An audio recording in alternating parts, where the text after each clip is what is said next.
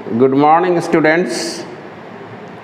आज सर्किल के पार्ट 2 अध्याय में पार्ट 2 सेक्शन में parametric form of circle, tangent to circle, pair of tangents, length of tangent and normal to the circle की चर्चा करेंगे। तो आज हम लोग का विषय वस्तु पैरामेट्रिक फॉर्म ऑफ सर्किल से शुरू होता है।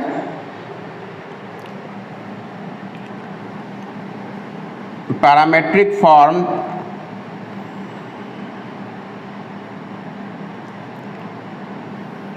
Of circle.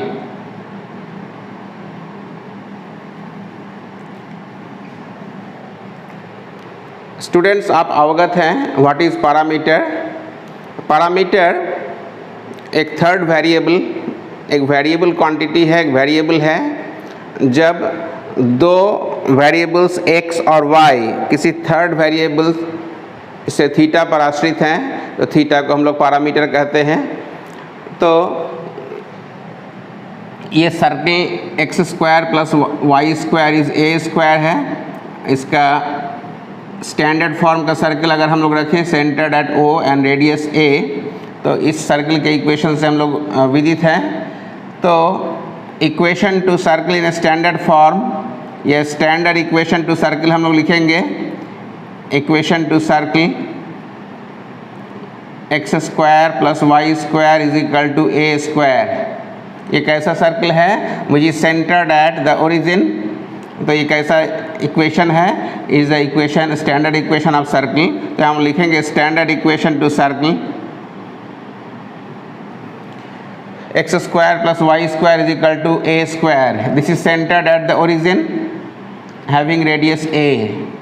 इसको अगर हम लोग पुनः लिखें ए स्क्वायर से डिवाइड करके, तो इसको हम लोग इस तरह से लिख सकते हैं।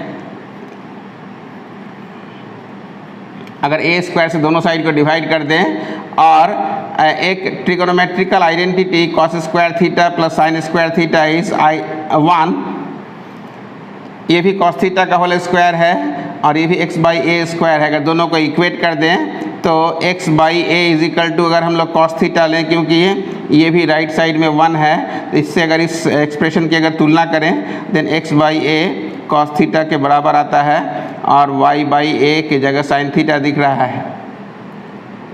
अर्थात इस एक्सप्रेशन को हम लोगों ने इस आइडेंटिटी से तुलना कर लिया।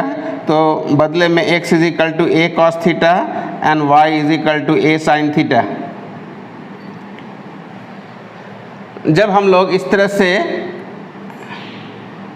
पोलर फॉर्म की चर्चा करते थे, now this is a and this is theta, तो आप शायद आसानी से बता सकते हैं कि इसका अगर कोऑर्डिनेट एक्स वाई है then it is y and it is x। आप सहजता से निकाल सकते हैं कि cos theta is equal to base by hypo and sin theta is perpendicular by hypo. तो यहाँ से ये अक्षरशः ये एक्सप्रेशन दिखाई पड़ते हैं, अवतरित होते हैं। इसका मतलब ऐसा एजम्पशन हमारा लेना ज्योमेट्रिकली वायबल है, ज्योमेट्रिकली मीनिंगफुल है। ये हम लोग देख रहे हैं कि a cos theta and a sine theta, ये एक्स और वाई के मान आए। इसका मतलब एक्स वाई की जगह हम लोग ए कॉस थीटा और ए साइन थीटा हम लोग हमेशा इस सर्किल के पॉइंट को ले सकते हैं। एक ऐसा सर्किल जिसका सेंटर ओरिजिन पर हो और इसका रेडियस ए हो, उसके सर्किल के किसी भी पॉइंट को हम लोग ए कॉस थीटा और ए साइन थीटा हमेशा ले सकते हैं for all real values of theta. जिसका प्रिंसिपल वैल्यू ऑफ थीटा अगर की चर्चा करेंगे तो थीटा का वैल्यू 0 से लेके 2 पाई तक होगा। तो यहाँ हम लिखेंगे that is a cos theta and a sine theta is any point on the circle, is any point on the circle x square plus y square is equal to a square for all real values of theta, for all real values of theta। अगर इससे पूछा जाए कि what is the principal value of theta, principal value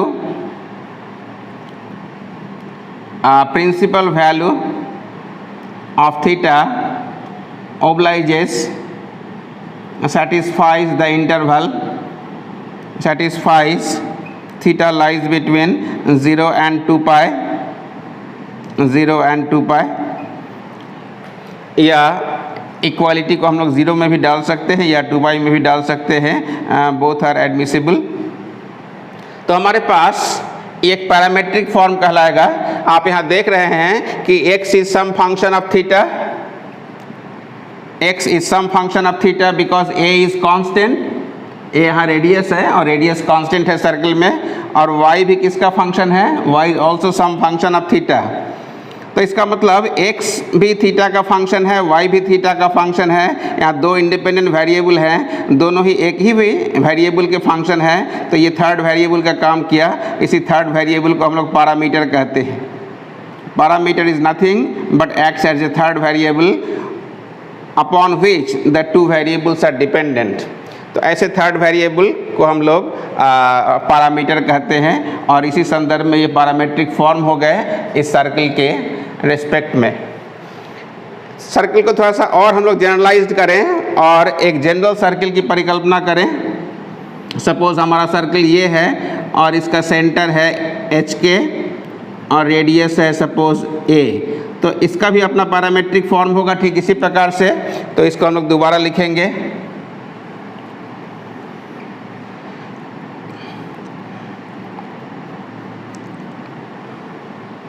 ये standard equation to circle के लिए हुआ। इसके बाद फॉर द जनरल इक्वेशन या more general equation to this standard form, इसको हम लोग सेंट्रल इक्वेशन टू सर्किल कहते हैं। For the equation x minus h square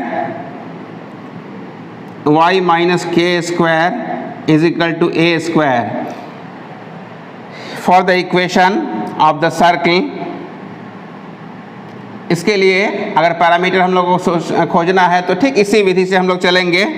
that is इसको हम लोग x minus a h upon a का whole square plus y minus k upon a का whole square is equal to 1 समझ सकते हैं by dividing by a square. तो ऐसा करने पर हम लोगों को वापस पैरामीटर का फॉर्म मिल जाएगा। पिछले बार की तरह हम लोगों को पैरामीटर का फॉर्म मिल जाएगा। तो अगर इसको हम लोग कॉस स्क्वायर थीटा यानी कॉस थीटा का whole square plus sine theta का होल स्क्वायर इज 1, इससे अगर दोनों साइड को अगर तुलना करें बारी बारी से कंपेयर करने पर, इट इम्प्लाइज तो x minus h over a is equal to, अगर कॉस थीटा लेते हैं दोनों साइड को अगर इक्वेट करते हैं, इन दोनों इक्वेशन को सामंजस्य बैठाते हैं तो y माइनस के बाई ए के जगह साइन थीटा दिखाई पड़ेगा। क्रॉस मल्टीप्लाई करने पर x का वैल्यू हो जाएगा h plus a cos theta और y का वैल्यू ठहरेगा k plus a sine theta. इसका मतलब हो गया कि इस सर्कल के रिस्पेक्ट में पैरामेट्रिक फॉर्म हो गया, that is h plus a cos theta and y का वैल्यू हो जाएगा k plus a sine theta. ये जो एक्स वाई कोऑर्डिनेट हुआ, x का वैल्यू इतना और y का value, it lies on this circle, is any point on the circle, is any point on the circle, is any point on the circle x minus h square plus y minus k whole square is equal to a square. Now such a coordinate system is called parametric form. ये जो coordinate system हुआ this is called parametric form. तो इस circle के लिए, पिछले वाले circle के लिए पैरामेट्रिक फॉर्म ये था, ए कॉस थीटा और ए साइन थीटा था, this is the parametric form. और इस सर्कल के लिए, जनरल सर्कल के लिए, ये हमारे पास ये पैरामेट्रिक फॉर्म है।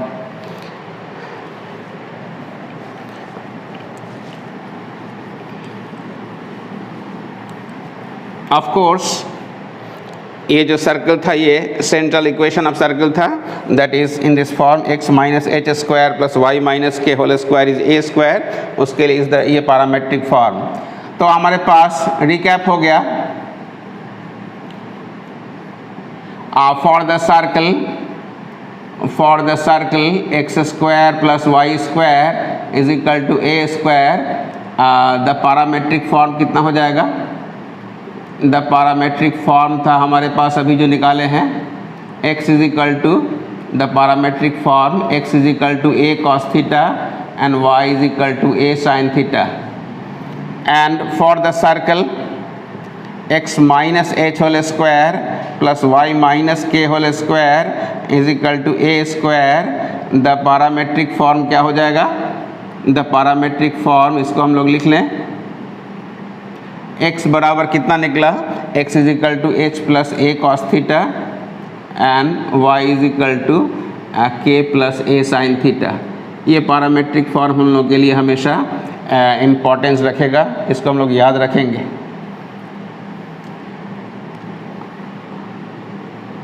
चूँकि ट्रिगोनोमेट्रिकल फंक्शन के अपने एडवांटेजेस हैं, तो तमाम सवालों को गति देने के लिए, बल प्रदान करने के लिए ये ट्रिगोनोमेट्रिकल फंक्शन बहुत इम्पॉर्टेंट होते हैं, बहुत क्रूशियल होते हैं, हैंडी होते हैं, इसलिए त्रिकोणमितीय फलन को हम लोग हमेशा ध्यान में रखते हैं सवालों के निमित्त। तो आज हम लोगों ने पैरामेट्रिक फॉर्म जाना। अब हम लोग टेंजेंट का इक्वेशन निकालेंगे सर्कल के लिए। तो सबसे पहले हम लोग स्टैंडर्ड इक्वेशन सर्कल के एवज में टेंजेंट का इक्वेशन निकालें। तो टेंजेंट पहले हम लोग जाने क्या होता है। टेंजेंट टू ए सर्कल,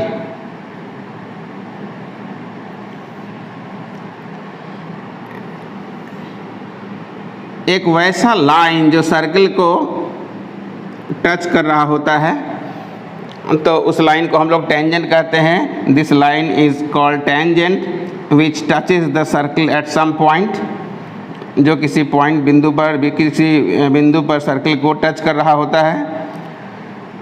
तो अगर स्टैंडर्ड इक्वेशन टू सर्कल का हम लोगों को इस लाइन का इक्वेशन निकालना है, टेंजेंट का इक्वेशन, तो हम लोगों को कैसे निकालना है। तो equation of tangent to the circle, equation of tangent to the circle,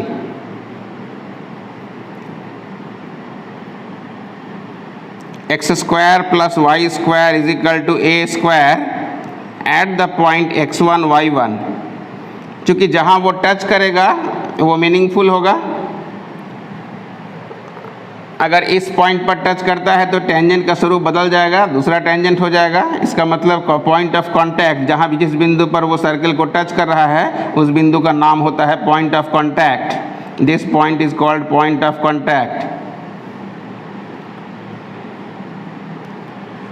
तो पॉइंट ऑफ कांटेक्ट के एवज में ही हम लोग सर्कल का टेंजेंट निकाल सकते हैं, और उस एवज में हम लोग यहाँ सर्कल का इक्वेशन निकालेंगे। तो इसके बाद हम लोग बदले हुए परिवेश में सर्कल के टेंजेंट भिन्न भिन्न परिस्थितियों में भी निकाल सकते हैं, लेकिन सबसे आरंभ में हम लोग पॉइंट ऑफ कांटेक्ट के रिस्पेक्ट में ही इक्वेशन ऑफ टेंजेंट निकालेंगे। तो सर्कल दिया हुआ है x square plus y square is equal to a square, और हम लोग जानते हैं ये स्टैंडर्ड इक्वेशन ऑफ सर्कल है, और ये सर्कल का सेंटर है ओरिजिन पर 0 0 पर, और इसका रेडियस ए है। तो हम लोग इमीडिएटली अगर इस लाइन का इक्वेशन, टेंजेंट का इक्वेशन निकालना है, तो टेंजेंट पर जो रेखा यहाँ पर परपेंडिकुलर है, इस लाइन को हम लोग नॉर्मल भी कहते हैं। तो पहले अगर टेंजेंट का इक्वेशन अगर PT निकालना है, सपोज दिस इज़ योर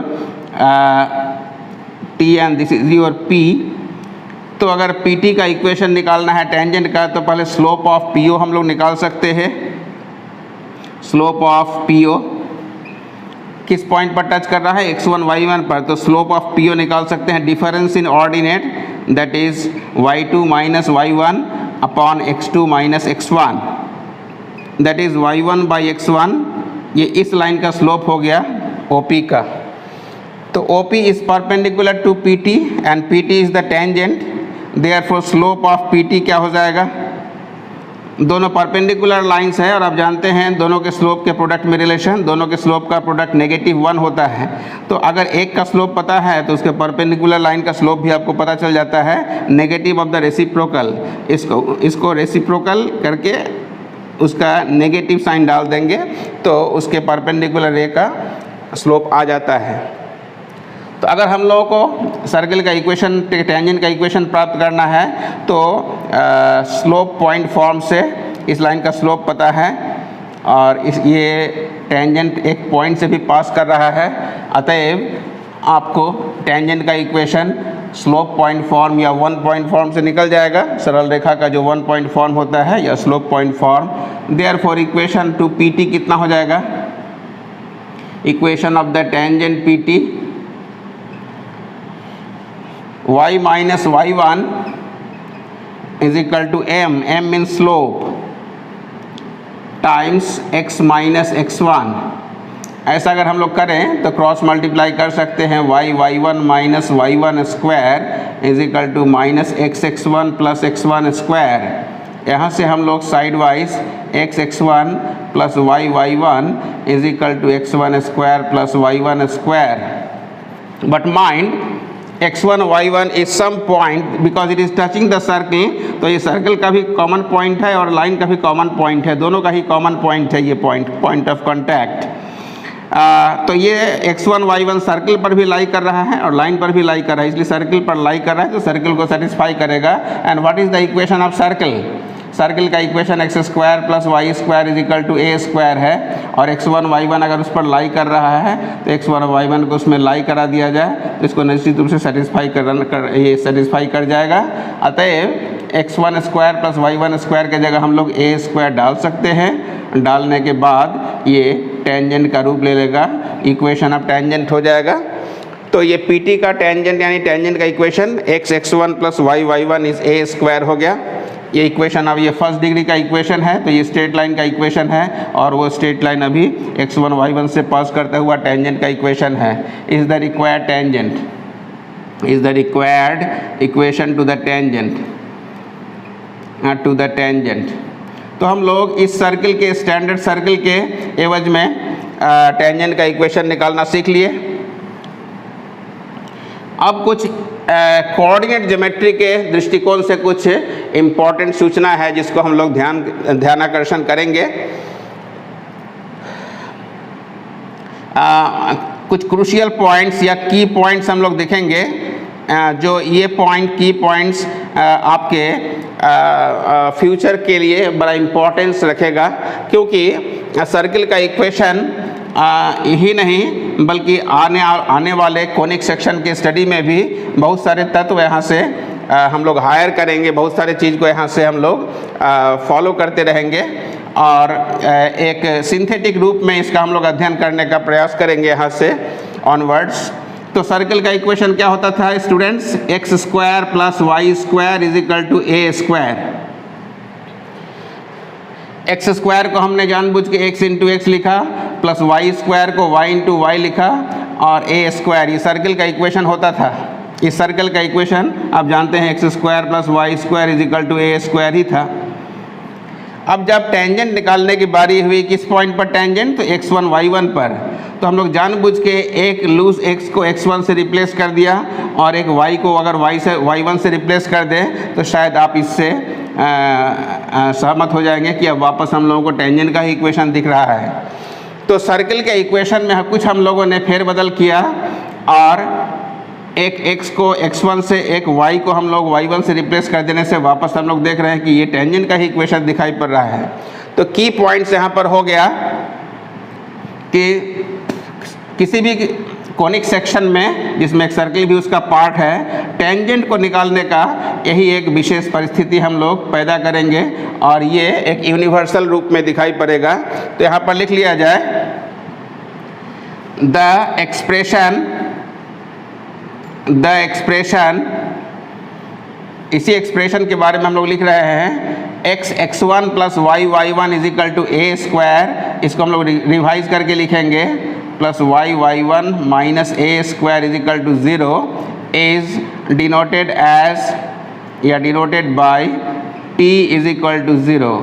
ये जो सिंबल है ये पूरे कोऑर्डिनेट ज्योमेट्री के अंतर्गत एक यूनिवर्सल सिंबल के रूप में काम करेगा। t यहाँ टेंजेंट का रूप है और टेंजेंट का रूप जब भी रहेगा तो उसको हम लोग t से डिनोट करेंगे। तो t का मतलब यहाँ हो गया where t is the t is equal to x1 plus y1 minus a square. t जो है ये टेंजेंट का इक्वेशन है when the expression is shifted always on the left side, then t is equal to 0 gives you the equation to tangent. हमेशा mathematics में tangent को हम लोग t से डिनोट करेंगे और इस सिंबल के लिए हम लोग t का इस्तेमाल कर लेंगे। तो क्या हम लोग वापस ये सोच सकते हैं कि अगर इसी मैकेनिज्म के तहत अगर हम लोग जनरल इक्वेशन ऑफ सर्कल निकाले तो क्या गतिविधि होगी, उसका टेंजेंट हम लोग अगर इसी लॉ के अनुसार अगर ढालने का प्रयास करें तो हम लोग ऐसा कर सकते हैं। Second, the equation to tangent, the equation to tangent to the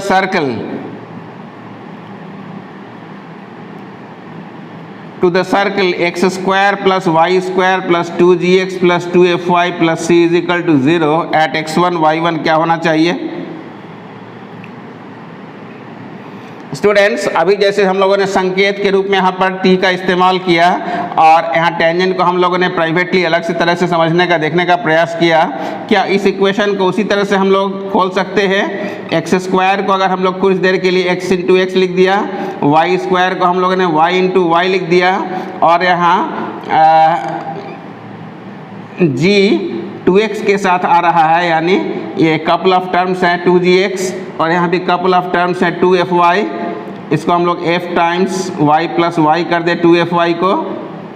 और इस सर्कल के इक्वेशन को हम लोगों ने रिवाइज करके ऐसा लिखा, और जब इस मैकेनिज्म के तहत हम लोग चलते हैं और एक x को हम लोग x1 से रिप्लेस कर दें और एक y को y1 से, तो शायद टेंजेंट का इक्वेशन वापस हम लोग पा लेंगे पिछली बार की तरह, fy plus y1 plus c is equal to 0।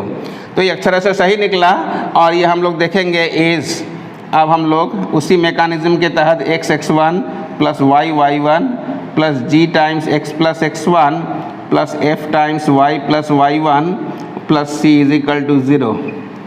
तो ये जो यूनिवर्सल कैरेक्टर का जो एक टेंजेंट का चेहरा है ये हमेशा प्रिवेल करेगा और ये पूरे कोऑर्डिनेट ज्योमेट्री के अंत तक ये इस मैकेनिज्म से हम लोग ग्रसित होंगे, ये साथ साथ चलता रहेगा। और इस सिंबल को हम लोग अगर t लिखते हैं तो t इज इक्वल टू 0 हमेशा टेंजेंट का इक्वेशन होगा। इस सर्कल के लिए, स्टैंडर्ड सर्कल के लिए, इस सर्कल के लिए आपके पास टेंजेंट ये था और इस सर्कल के लिए आपके पास t का वैल्यू इतना हो जाएगा। तो हम लोगों ने अभी टेंजेंट के बारे में कुछ जानकारी प्राप्त की। अगर इसको अलग से निकालना पड़ता तो शायद आप उसी मैकेनिज्म से चलते जैसे पिछला थ्योरी को हम लोग किया था। यहाँ x1 y1 पर का टेंजेंट निकालना था और इसका इस सर्कल का सेंटर हुआ करता था -g -f, तो आप इसका स्लोप निकालते, इस लाइन का स्लोप, तो इसके परपेंडिकुलर लाइन का भी स्लोप निकल जाता और परपेंडिकुलर लाइन ही इस अवस्था में टेंजेंट होता। तो पिछली बार की तरह रिवाइज करके आप इस लाइन का इक्वेशन निकाल सकते हैं और वापस देखेंगे, बेशक इस रूप में दिखाई पड़ेगा। तो आज हम लोगों ने टेंजेंट का इक्वेशन स्टैंडर्ड फॉर्म में निकाला और जनरल फॉर्म में भी निकाला और इसमें जो मैकेनिज्म वर्क कर रहा था, खास जो पद्धति इसमें क्रियाशील था, इसको हम लोगों ने पहचाना। अब पैरामेट्रिक फॉर्म का भी हम लोग सर्कल निकालेंगे। Equation to the circle, equation to the tangent to the circle, equation to the tangent to the circle x square plus y square is equal to a square. अभी थोड़ी देर पहले हम लोगों ने पैरामेट्रिक फॉर्म पढ़ा था ए कॉस थीटा ए sine theta पर। पैरामीटर में के केस में क्या हो जाएगा, that is in parametric form. Parametric form का सर्कल का टेंजेंट क्या हो जाएगा? स्टूडेंट माइंड कीजिए, x1 y1 पर का टेंजेंट हम लोगों ने लिखा था, x1 y1 पर का टेंजेंट क्या था, x1 है, x1 की जगह क्या है, that is a cos theta plus y1 की जगह क्या है, a sin theta is equal to a square था।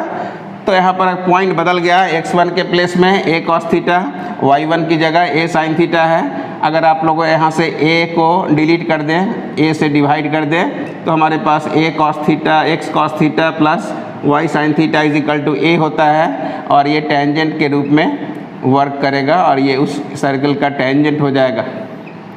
तो x cos theta plus y sin theta is equal to a, ये इस सर्कल के इस पॉइंट के लिए टेंजेंट के हैसियत से काम करेगा for all real values of theta. तो हम लोगों ने अभी देखा कि सर्कल का पैरामेट्रिक फॉर्म इस सर्कल के एवज में इस पॉइंट पर, ये पॉइंट अगर थीटा वेरी करेगा तो नेचुरली ये भी वेरी करेगा थीटा, जैसे जैसे ये थीटा वेरी कर सकता है ये भी थीटा वेरी करेगा, उस अवस्था में टेंजेंट की स्थितियाँ बदलती जाएंगी। तो ये टेंजेंट का इक्वेशन इस फॉर्म में हो गया, ये पैरामेट्रिक फॉर्म का टेंजेंट कहलाया। तो हम लोगों ने टेंजेंट को अलग अलग इक्वेशन के माध्यम से देखा। अब हम लोग और एक टेंजेंट के बारे में जानकारी प्राप्त करेंगे, और वो टेंजेंट दूसरे रूप में दिखेगा। व्हाट इज द कंडीशन, ये हम लोग एक आर्टिकल के रूप में देख रहे हैं, ये बहुत है एग्जाम में, ये बहुत महत्वपूर्ण भूमिका अदा करता है। तो आज हम लोग इस कंडीशन को जानने का प्रयास करेंगे, और ये टेंजेंट से जुड़ा हुआ ही एक डिडक्शन है, आर्टिकल है, जिसको हम लोग देखेंगे और इसके उपयोग को भी समझेंगे, क्योंकि स्लोप फॉर्म का ये टेंजेंट है। तो टेंजेंट की भांति भांति के रूप हैं, ये स्लोप फॉर्म का टेंजेंट हम लोग अभी निकालेंगे। Condition that a line y is equal to mx plus c may touch the circle x square plus y square is equal to a square, and hence deduce या hence find the equation to tangent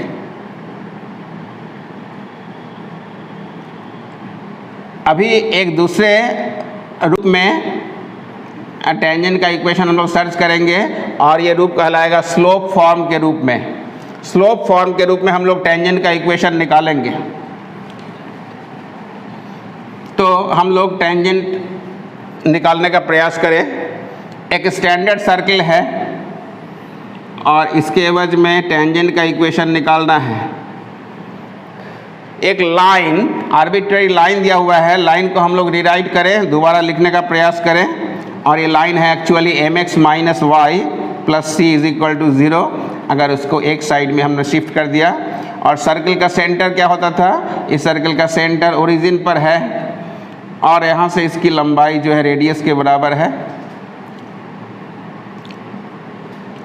तो हम लोग जानते हैं कि touching condition क्या है circle के लिए, जो मूलभूत जो टचिंग केस उपस्थित होता है उसके लिए सामान्य एक डेफिनेशन है कि सेंटर से टेंजेंट पर जो डाला गया परपेंडिकुलर है वो हमेशा सर्वदा रेडियस के बराबर होना चाहिए, तभी वो टच कर पाएगा। सेंटर से टेंजेंट पर जो लेंथ ऑफ परपेंडिकुलर होगा वो शर्तिया रेडियस अगर हो जाए तब कोई भी लाइन उस सर्कल को टच कर पाएगा। तो इसके लिए ये एसेंशियल कंडीशन है और बहुत फंडामेंटल कंडीशन है। तो अगर ये पॉइंट ऑफ कांटेक्ट CP है तो C से P पर जो लेंथ ऑफ परपेंडिकुलर होगा तो CP इज इक्वल टू क्या हो जाना चाहिए, अगर A यानी रेडियस के बराबर हो जाए। C तो ओरिजिन है और किसी गिवन पॉइंट से किसी लाइन पर लेंथ ऑफ परपेंडिकुलर आप जानते हैं AX1, x के जगह 0 पुट कर दीजिए दैट इज़ 0, y के जगह 0 पुट कर दीजिए दैट इज़ 0, और C तो C ही है, डिवाइडेड बाय क्या होता है root over a square plus b square, यानी x के कोएफिशिएंट का स्क्वायर प्लस y के कोएफिशिएंट का whole square that is equal to length of radius a हो जा रहा है। तो यहाँ से अगर स्क्वायर करें, स्क्वायर करने पर क्या हो जाएगा, c square is equal to a square 1 plus m square. तो यहाँ से c बेशक plus minus a root over 1 plus m square आ जाएगा। Now this couple of values of C qualifies. आप जान रहे हैं कि एक प्लस और माइनस आने का मतलब है कि एक ही ढाल पर हमारे पास दो टेंजेंट प्राप्त होंगे, ये दोनों पैरेलल होंगे, पैरेलल लाइन के स्लोप सेम होते हैं, तो एक ही स्लोप के लिए हमारे पास दो टेंजेंट हो जाएंगे, एक टेंजेंट डी और एक टेंजेंट डी है, इसलिए प्लस माइनस की गुंजाइश है यहाँ पर। इक्वेशन ऑफ टेंजेंट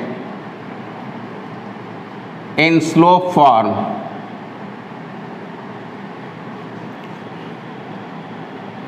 और C is equal to A into root over 1 plus m square in particular।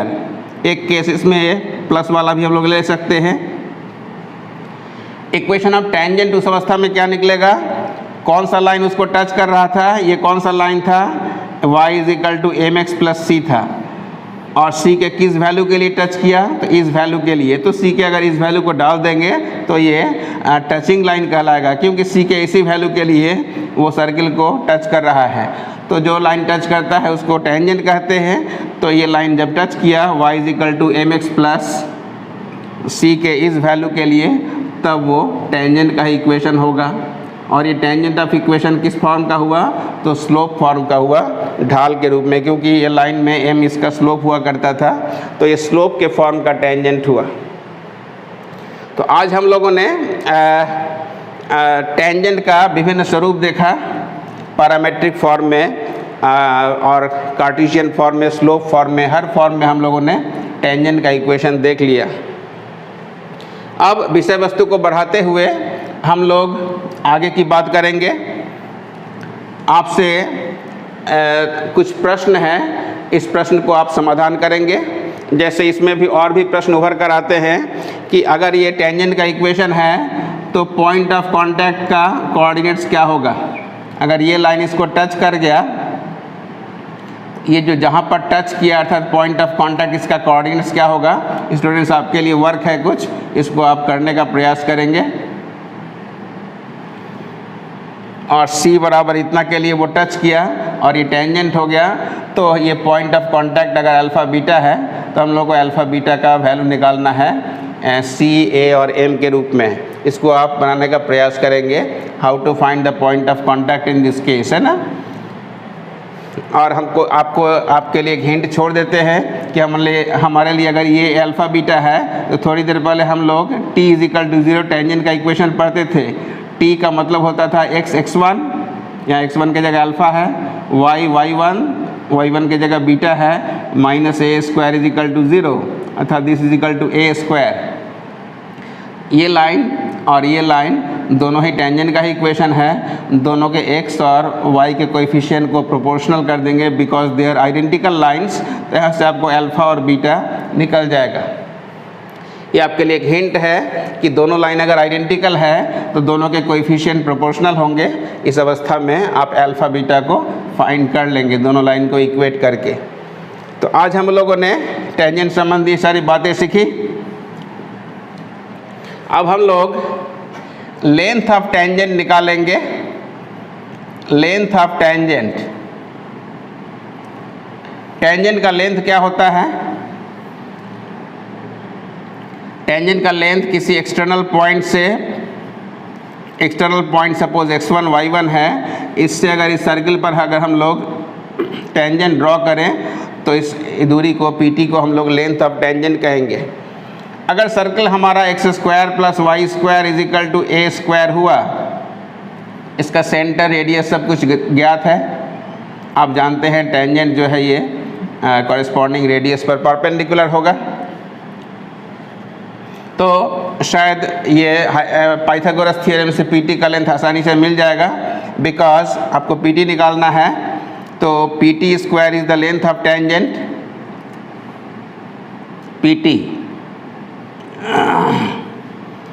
pt square is equal to OP square minus OT square.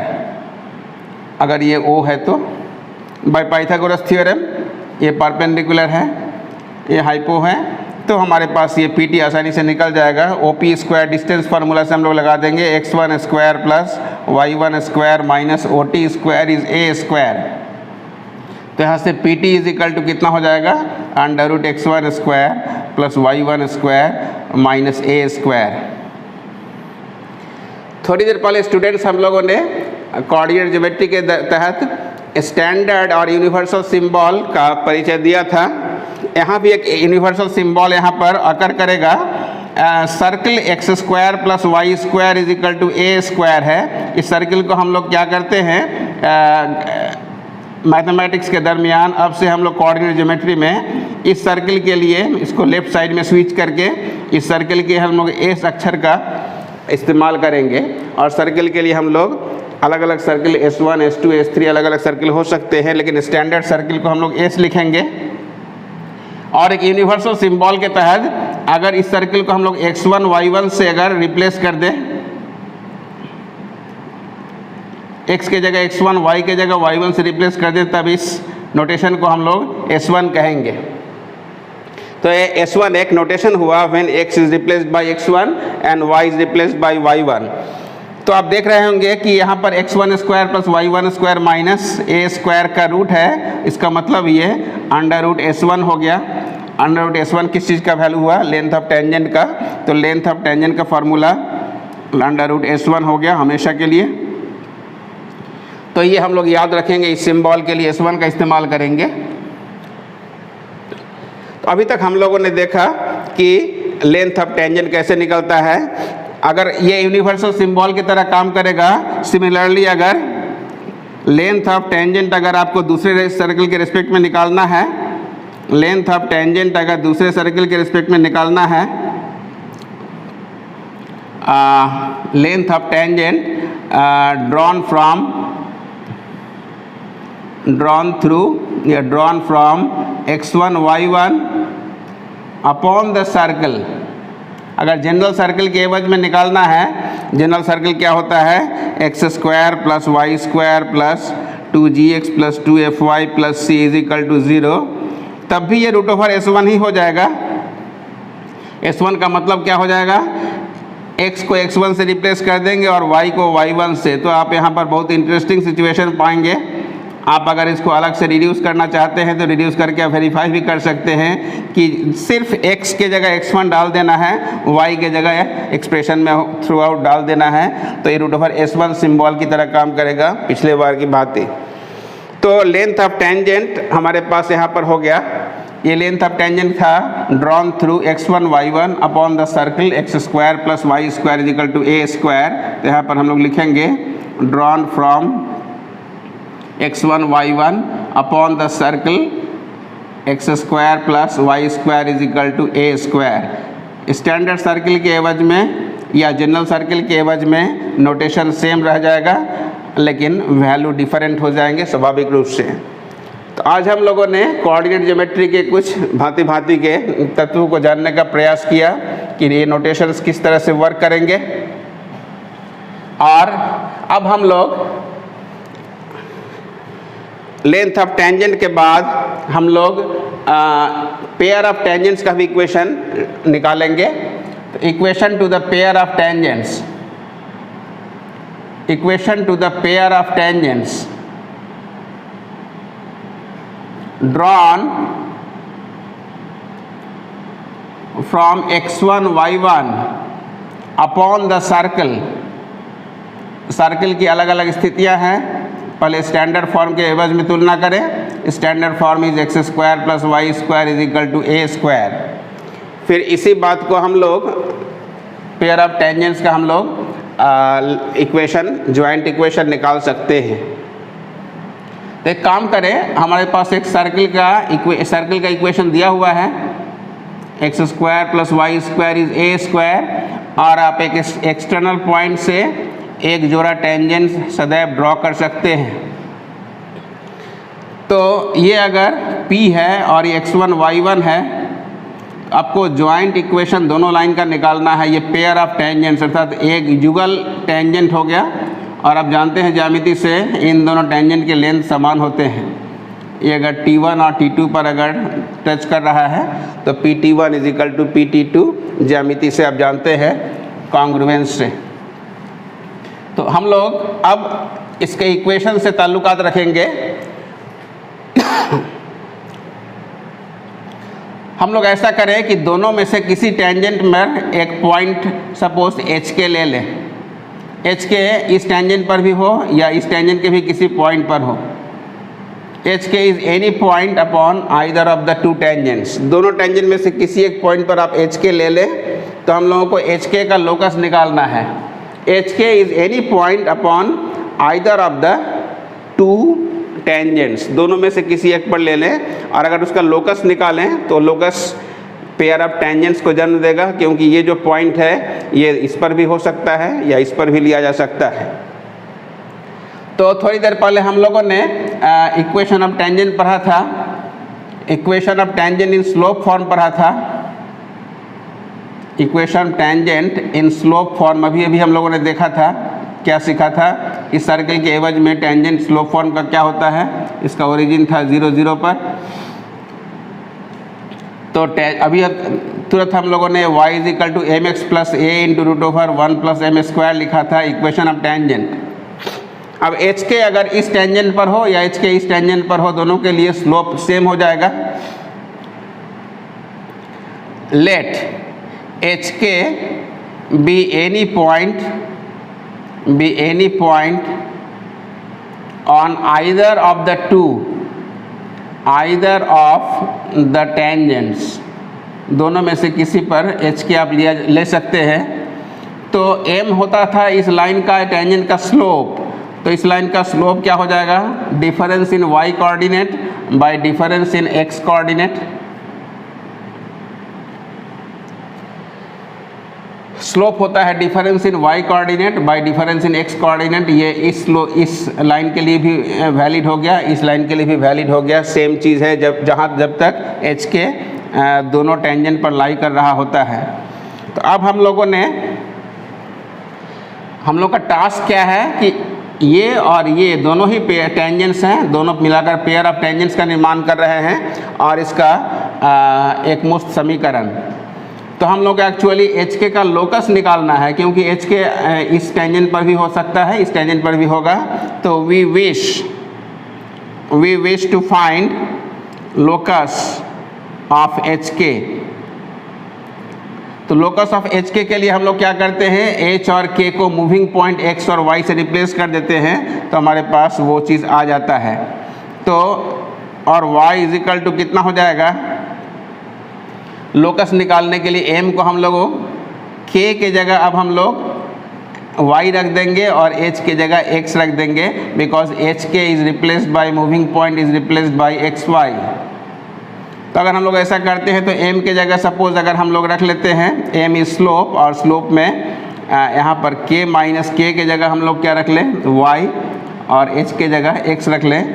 तो हम लोग इसको लिखेंगे y - y1 / x - x1 times x + a times √1 + x rather y - y1 upon x - x1। m के जगह हम लोग इस तरह से प्लांट कर रहे हैं। इसको अगर सिंप्लीफाई करते हैं तो हमारे पास क्या आ जाता है, इसको इससे अगर मल्टीप्लाई कर दें तो y times x - x1 = y - y1 times x + a times √, इसका स्क्वायर रूट हम लोग क्रॉस मल्टीप्लाई कर दिया, तो यहाँ पर बचा x - x1 का स्क्वायर प्लस y - y1 का स्क्वायर। यहाँ से xy और xy दोनों ओर से कैंसिल आउट हो जाएगा। साइड को चेंज करने पर xy1 - xy1 इसका whole square = a² x - x1 का whole square plus y - y1 का होल स्क्वायर। ये एक इम्पॉर्टेंट फॉर्म आ गया। और आप देखेंगे फर्दर सिंप्लीफाइंग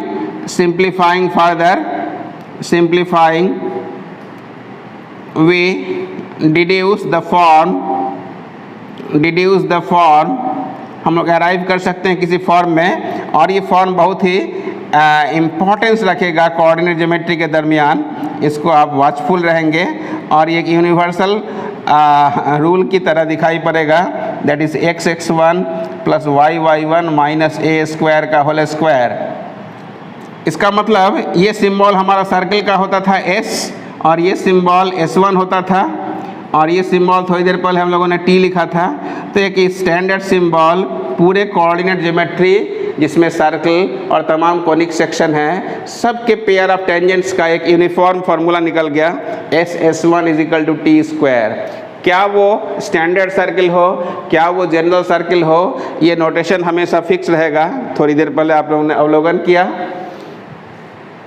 एस सिंबल इस सर्किल के लिए स्टैंडर्ड सिंबल, स्टैंडर्ड सर्किल है, और ये भी standard circle passing through x1 y1 था और ये टेंजेंट होता था।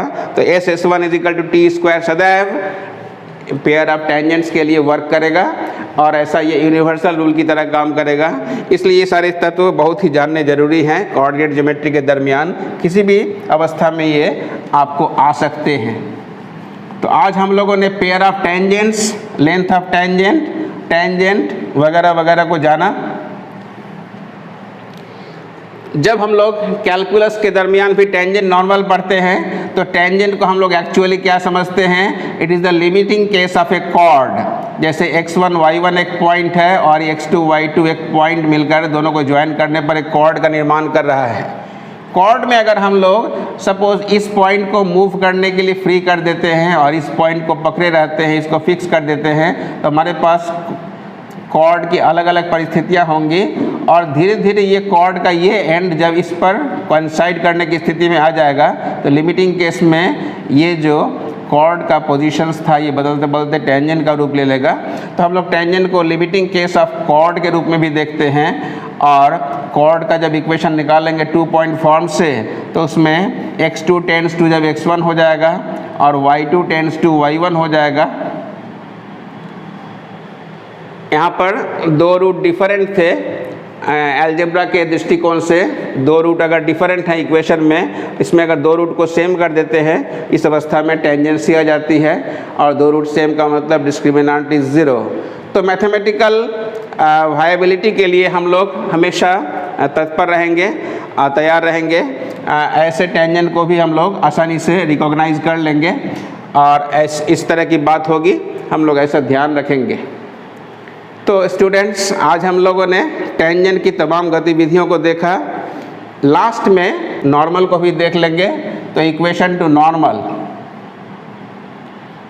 और नॉर्मल हम लोग उस रे को कहते हैं जो किसी सर्किल के टेंजेंट्स के परपेंडिकुलर हो जाए at the common point of contact. तो ये रे अगर टेंजेंट है जो टच कर रहा होता है तो उस पर जो भी रे परपेंडिकुलर होगा उसको हम लोग नॉर्मल कहेंगे। At the common point of contact उससे वो गुजरना चाहिए। तो ये अगर सर्किल है x² + y² = a², तो हम लोग को इसका OP का इक्वेशन निकालना है। यार OP is the normal.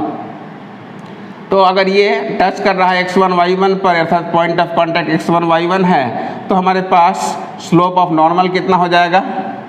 Slope of normal क्या होता है, that is difference in y coordinate bye difference in x coordinate in order. इसका मतलब y1/x1 हो गया इस लाइन का स्लोप। और ये लाइन कहाँ से पास कर रहा है, निश्चित रूप से सर्किल का जो नॉर्मल होता है वो सर्किल के सेंटर से गुजरता है। तो y - y1 = slope into x - x1। ऐसा करने से हम लोग देखेंगे कि y/y1 = x/x1 आपके पास नॉर्मल का इक्वेशन हो गया। Is the required equation to normal, is the required normal, required equation to normal. तो हमारे पास नॉर्मल का इक्वेशन इस सर्किल के एवज में आसानी से निकल गया। x/x1 = y/y1। अगर हम लोग जनरल सर्किल के एवज में अगर नॉर्मल निकालना चाहें उसी तरह से वो भी आप निकाल लेंगे आसानी से। Equation to normal, equation to normal किस पॉइंट पर, नॉर्मल एट x1 y1 निकालना है। ये normal of eight x1 y1 आपने निकाला टू द सर्कल, किस सर्कल का, ये हम लोगों ने सर्कल था x² + y² = 0। अब इस equation to normal at x1 y1 to the circle, अब जनरल सर्कल के रिस्पेक्ट में निकालेंगे तो आपके लिए वर्क रहा 2 लाइन का या 3 लाइन का, आपका वर्क आपके लिए छोड़ दिया। इसको आप उसी तरह से करेंगे। ये जनरल सर्कल है और इसका सेंटर है -g -f, और ये किस पॉइंट पर नॉर्मल निकालना है तो x1 y1 पर इसका स्लोप निकाल लीजिए जैसा OP का निकाला था हम लोगों ने। तो इसका नॉर्मल का इक्वेशन हो जाएगा x minus x1 by x1 plus g is equal to y minus y1 upon y1 plus f। ये आप अपने से तुरंत निकाल के देख सकते हैं, चेक कर सकते हैं। तो स्ट्रेट लाइन का इक्वेशन आप जानते हैं, इस लाइन का इक्वेशन, और इसका स्लोप भी जानते हैं, तो लाइन का इक्वेशन निकल जाएगा। तो आज हम लोग नॉर्मल और टेंजेंट और बहुत सारी बातें सर्किल के एवज में जान लिए। अगले क्लास में हम लोग सिस्टम ऑफ सर्कल्स की ओर मुखातिब होंगे। Thank you for watching the video students.